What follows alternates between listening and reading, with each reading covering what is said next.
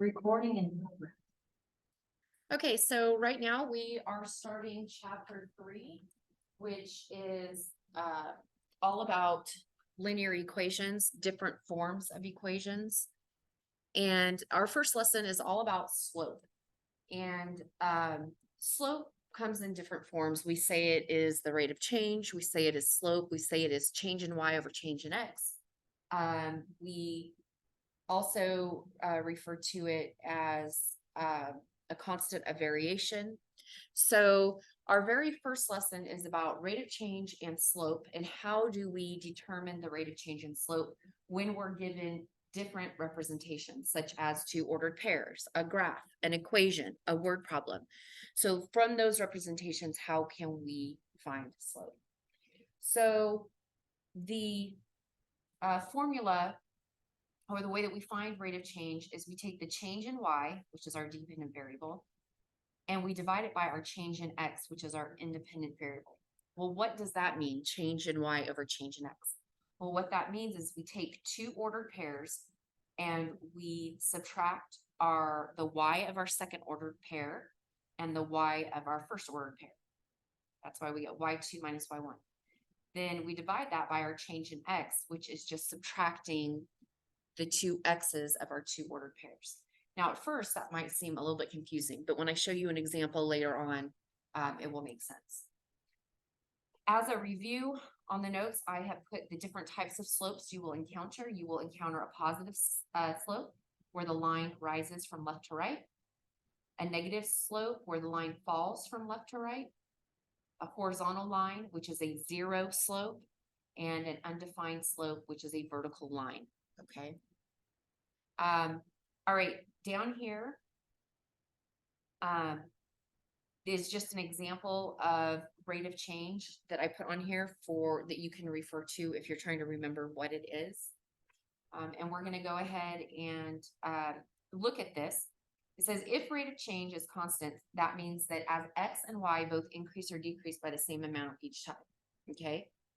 So in this case, your change in y over here is 6, because each time it goes up by 2, right? And from here to here, we're rising 2, 4, 6. We're starting at this 6, we're rising 2, 4, 6. That's our rate of change of y. And then our rate of change of x is 1. From this point here over to this point here is 1. And this is a real world situation graph. And so this is something that's really important. We need to know how to find the rate of change when we're dealing with some real world situations. Okay. So another way to say change in y over change in x is what is your rise over your run? Just like how you would find slope from a graph. That's all you're doing. Okay, let's go to page 2. We're going to do some practice with this information.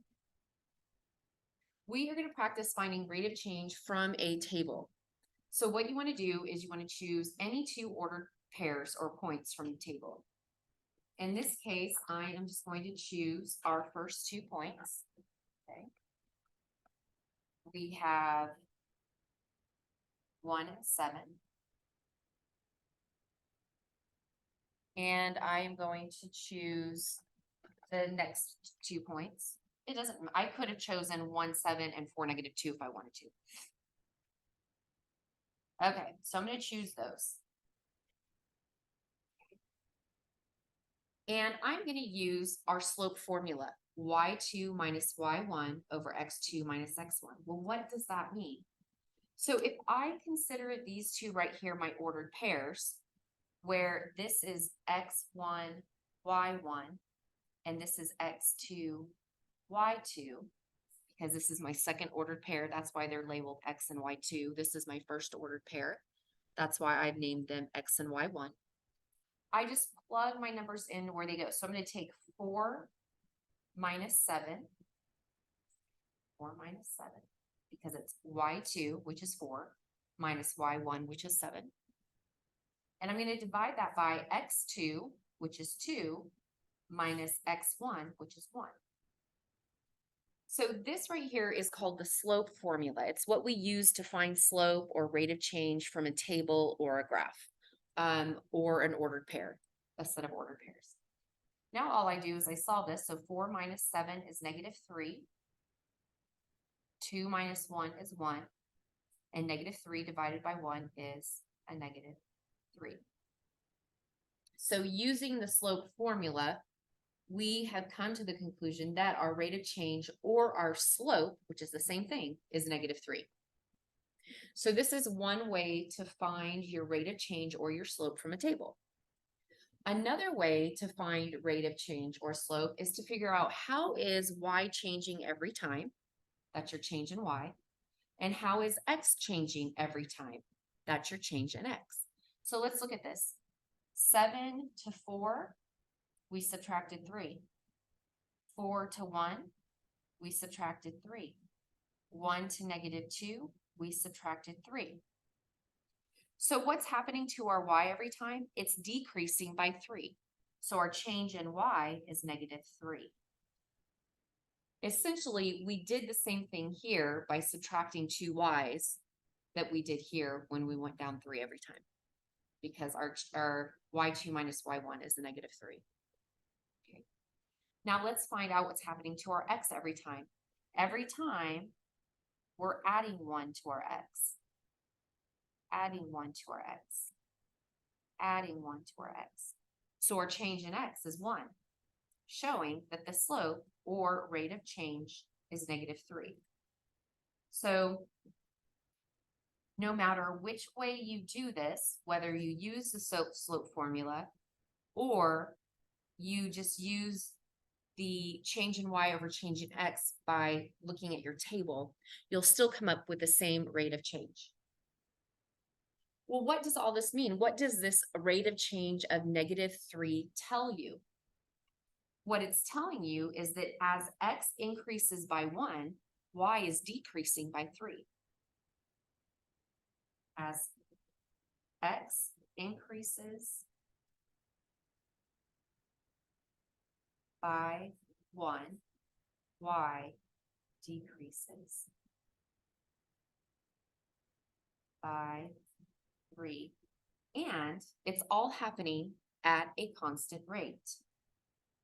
At a constant.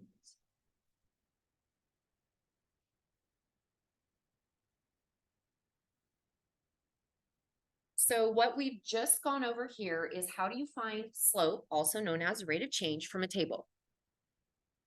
You can find it using the slope formula or just by glancing at your table and noticing the difference that how your y is changing each time divided by how your x is changing each time, which is this one.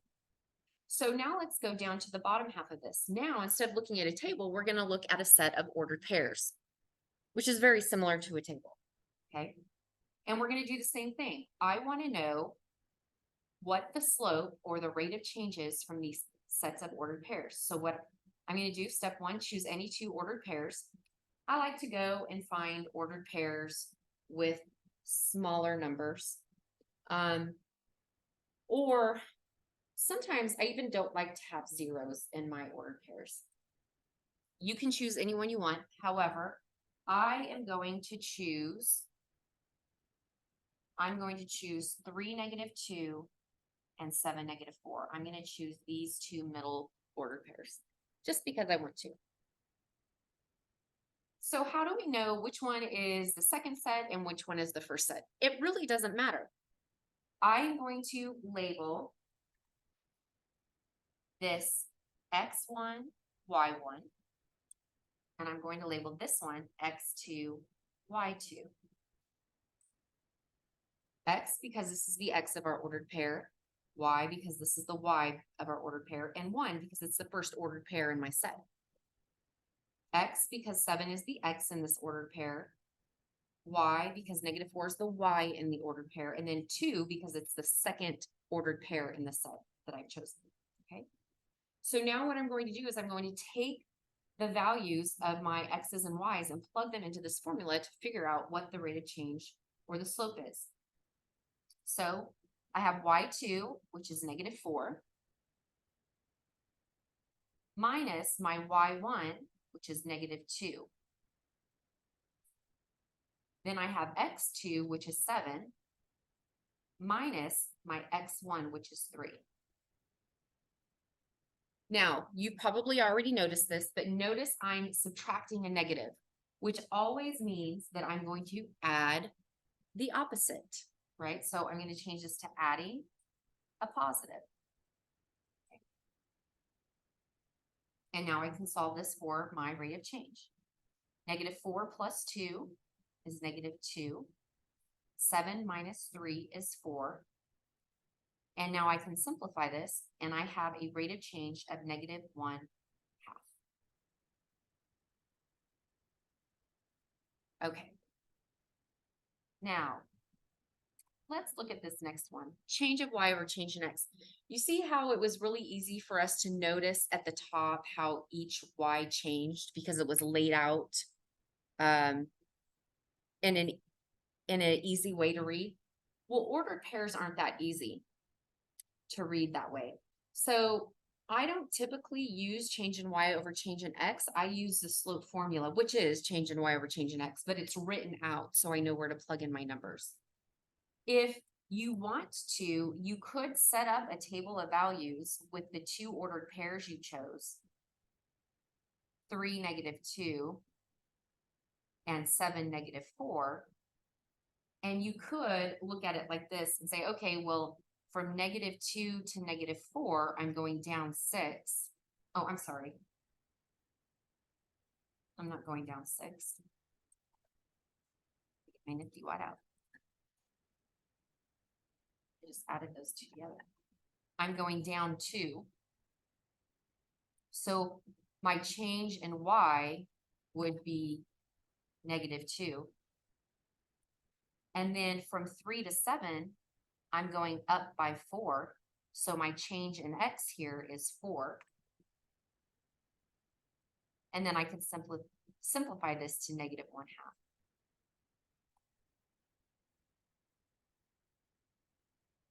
So in these situations, I'm showing you 2 ways to find the same information, okay? Slope or rate of change. So what does the rate of change tell you about the relationship between x and y? And we're going to use the simplified form, the reduced fraction here. What it's saying is that as y decreases by 1, y is decreasing by 1 here.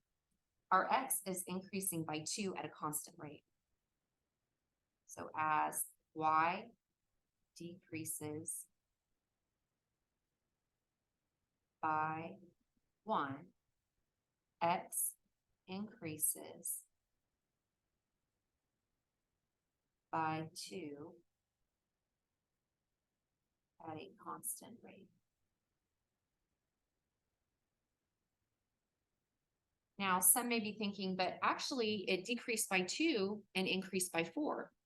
So over here, y decreased by 2, not by 1. But I'm using the simplified or the reduced form of the slope, okay? All right, let's go ahead and go to page 3.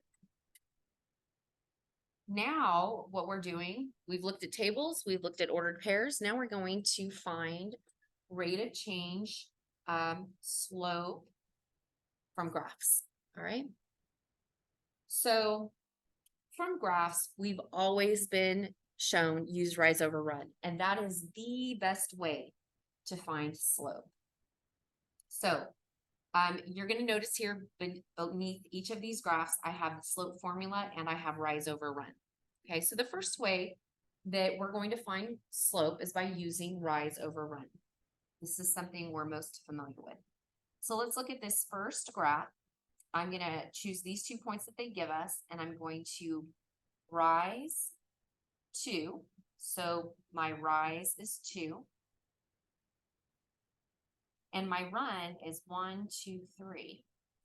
My run is 3. Well, that was easy. Rise over run is simple to use. We should just use that. And I agree. Anytime you have a graph, this is the best way to go. However, if your graph has fractions or decimals, in order to get an accurate slope, you would need to use the slope formula by choosing 2 points. So even though we know the slope is 2/3, I want to show you using the slope formula how to take 2 points from a graph and apply it to that formula. So our two ordered pairs are -2, -1, and 1, 1. And I'm going to go ahead and label these x1, y1, x2, y2. And I'm going to plug them into the formula and solve. So y2 is 1 minus y1, which is a -1, minus a -1. X2 is 1 minus a -2. Okay. Again, we're subtracting a negative, which means we're going to add a positive. So I'm going to change those before I add anything together. And when I do that, I take 1 plus 1 is 2. And 1 plus 2 is 3, giving me a slope of 2/3.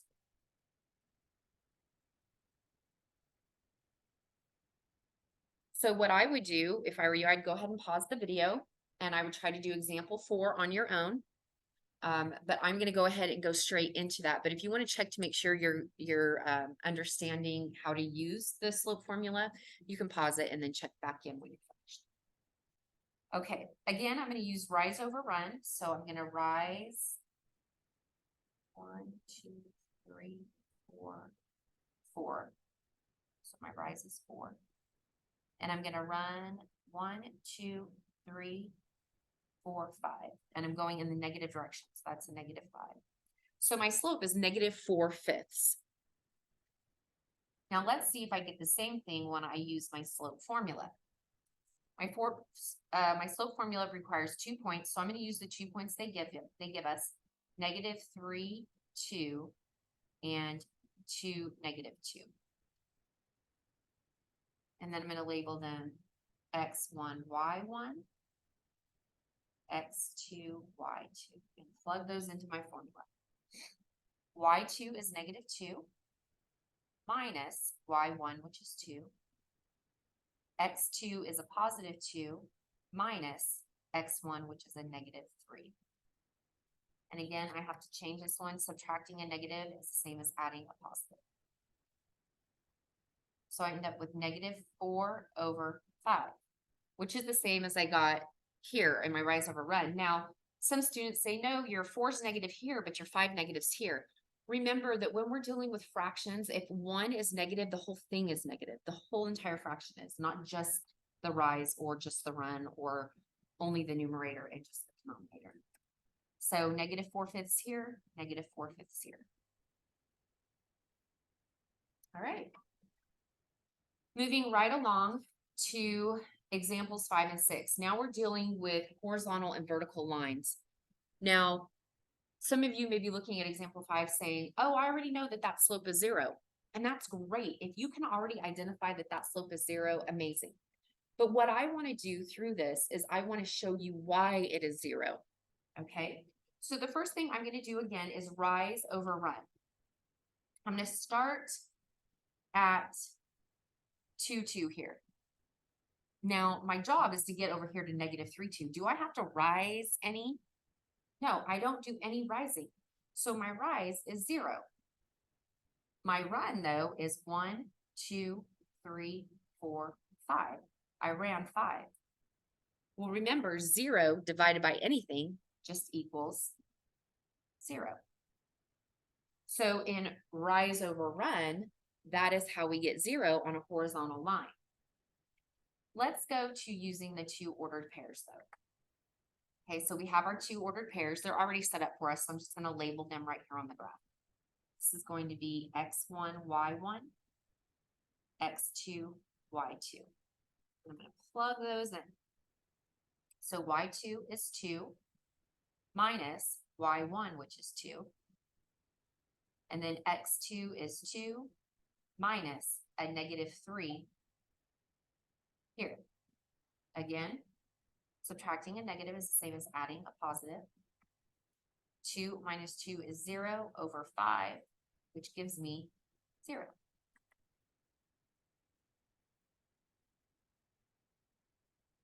Okay. So hopefully that helps you to understand why horizontal lines are 0. zero slope. Okay, vertical lines. Let's go to rise over run first. We're gonna start here at -2, 2, and I'm gonna rise 1, 2, 3. Excuse me. So my rise is 3, but I don't run anywhere to get there. So I have 3. I have 0 as my denominator. Remember, you cannot divide by 0. Anytime you try to divide by 0, you get a big error on that calculator. We call this an undefined slope. Okay. Now let's take the ordered pairs and do the same thing. I'm going to label them x1, y1, x2, y2. I want you to go ahead and plug those into the formula and see what you get.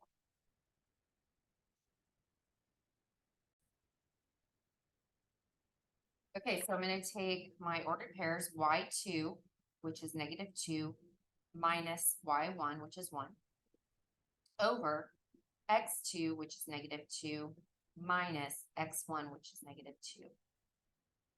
Okay, and when I solve these, I end up with -3 over 0. Remember, anything over 0 is undefined.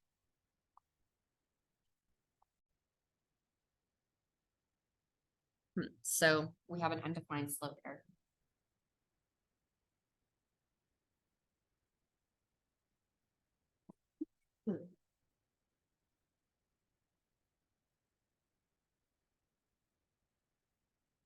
Okay, so we've talked about slope and rate of change from tables, ordered pairs, graphs.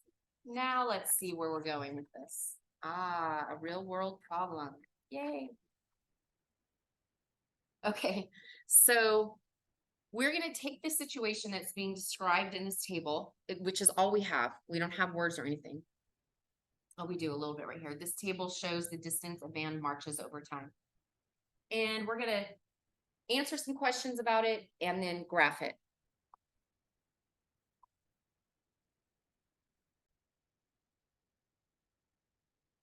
Okay, so in looking at this table, I'm noticing that our X is time. And it goes up by 1 minute each time. So +1, +1, +1.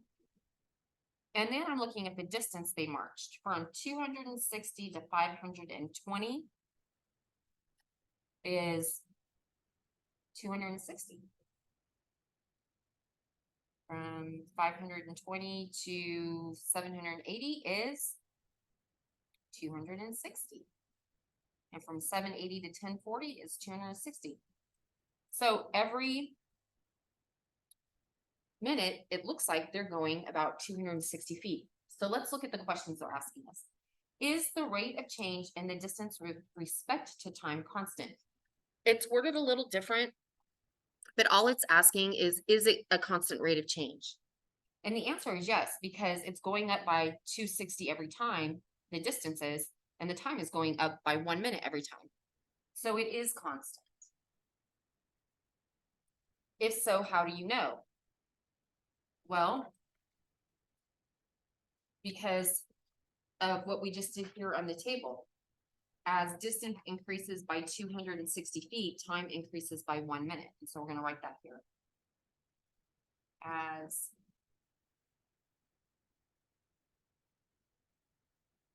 distance increases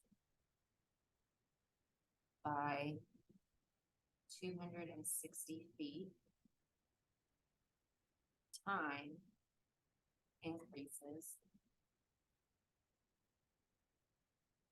by 1 minute. Notice that I did not say as X increases, Y decreases, or Y increases. I didn't use X and Y because this isn't an X and Y table. This is a real world problem table. And so you want to use what is happening within the real world situation as part of your description. Okay, so what does the rate of change represent? So we already said distance is changing, time is changing, but if we were to like explain this to somebody else, you would say it a little bit simpler. You would say every minute,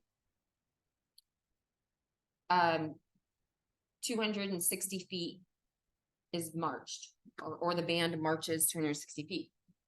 Okay, so every minute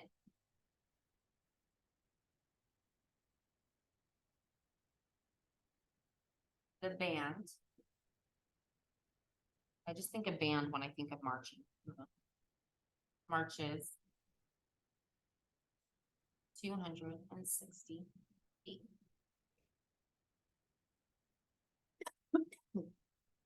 Okay. Now we're gonna graph this information down here. And it wants to know if it's gonna represent a linear relationship. Now, most of us can say yes or no at this point, but we're gonna go ahead and graph it first. And then, in E, it says find the slope. So remember, when you are creating tables, you want a title, you want your X and your Y axis labeled correctly, and you want to use accurate increments. So we know from our table that it's distance marched is the title.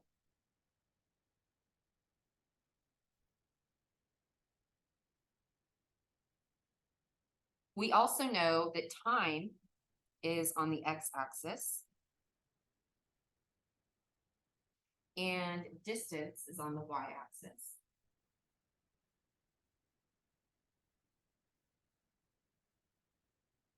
So we're beginning chapter 3, and I know with the graphing, I'm going a little quick because in chapter 2, all we did was graph. So we should know by this point how to accurately graph information.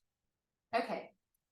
Now I can go by ones, and I'm going to skip a line every time I go. So I'm actually going by halves because I like to use as much of the graph as I possibly can.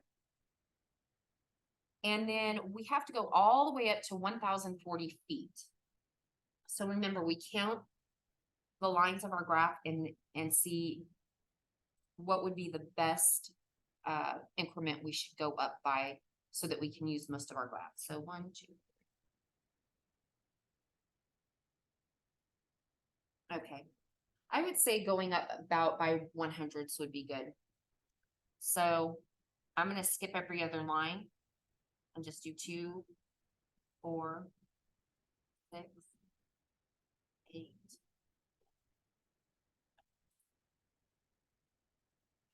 I did go by hundreds, but I skipped a line. Okay, now we can plot our points on the graph. So we have 260 based on our table. So we're going to do some estimating here. Have 2 and 520. 3, 780. And 4, 1,040. And we know that if they haven't marched any time, they've gone no distance, right? So we can start at 0, 0. And then we can draw your line and graph. And you have your graph.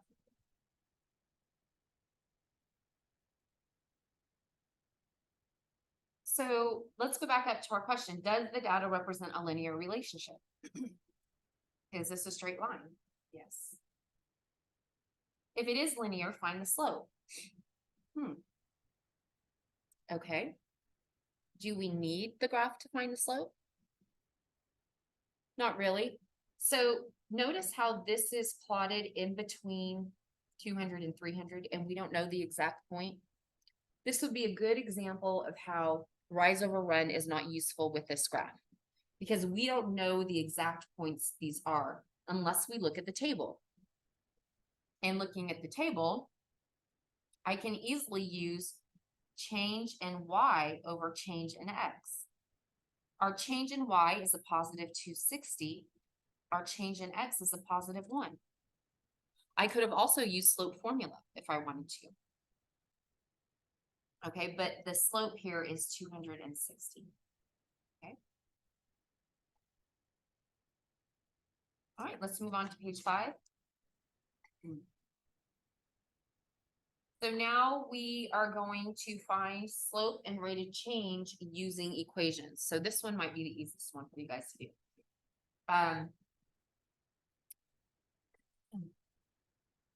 Now the steps say to create a table of values and choose any value you want for x. Solve the equation for y by plugging in the x values, and then complete your table by inserting the solutions to y. Use the slope formula to determine the slope and rate of change. However, we don't really need to do all of that if we understand what we're looking at. If we thought this was a slope-intercept equation, and we know that m represents our slope, we should be able to easily look at this equation and know exactly what our slope or our rate of change is. And the answer here is 3.5. Okay. But let's read the problem here. It says the mass of a textbook in grams is modeled by the function m of x, this is mass, total mass, equals 3.5x plus 56, where x is the number of pages in the book. Okay. Well, we know what m of x is, and we know what x is, but what is 3.5 and what is 56?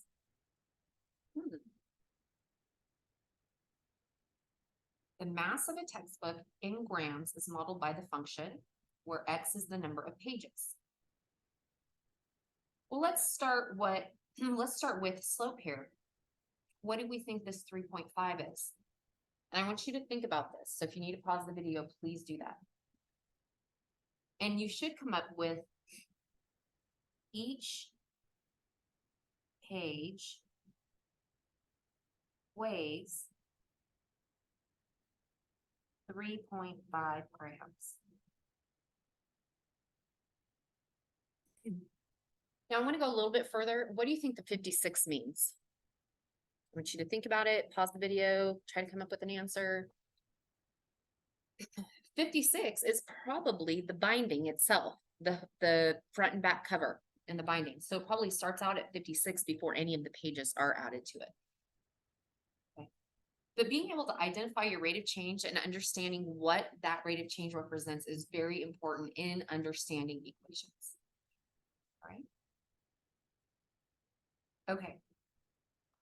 Let's look at this next one. Use what you know from the previous examples in these notes to determine the rate of change in the following situation. The graph shows the length of time in minutes required to print a document that is X pages long.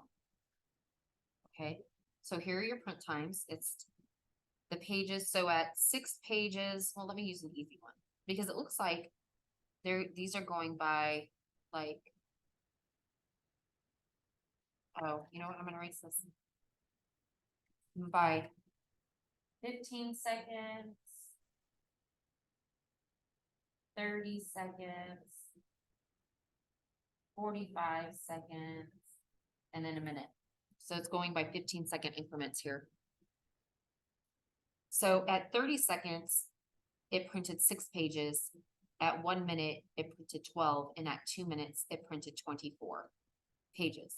So it's asking for the rate of change, also known as the slope, and what the rate of change represents. So I want you to try to do this one on your own and then come back and check to see if you are correct.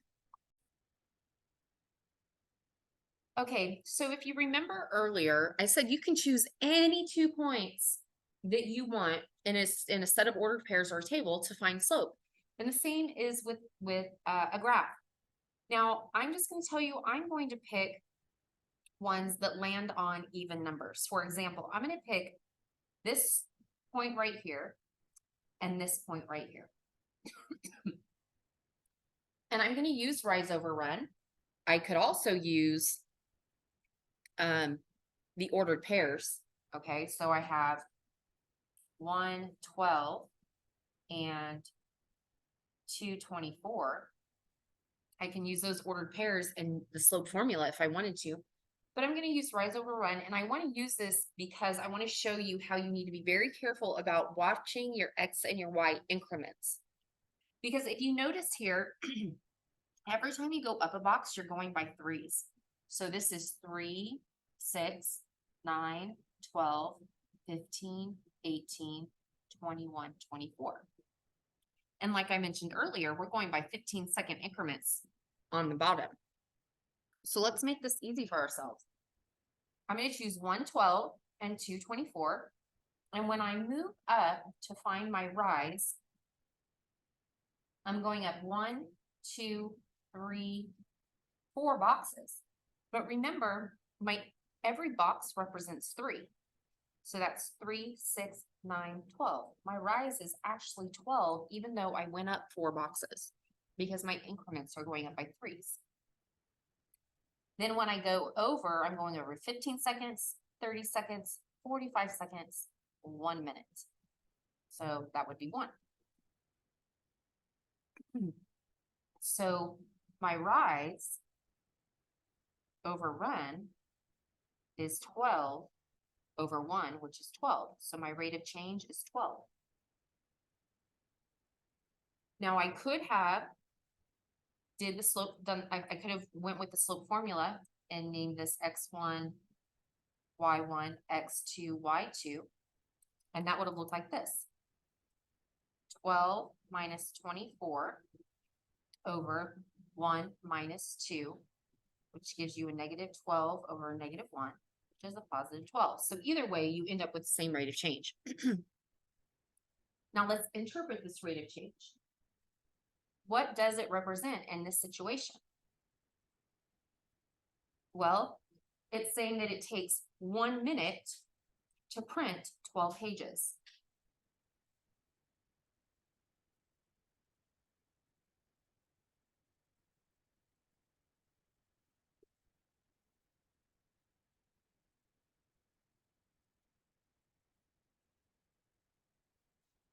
That's how you would interpret that rate of change. Okay, let's go to page 6. Okay, I included these problems on the back because they are part of some homework problems that might be a little bit challenging. I'm not going to include them in this video though. So if you do need help with any type of problem like this for your homework, please come to help class and I will be more than happy to go over these with you. But that concludes our lesson on rate of change and slope.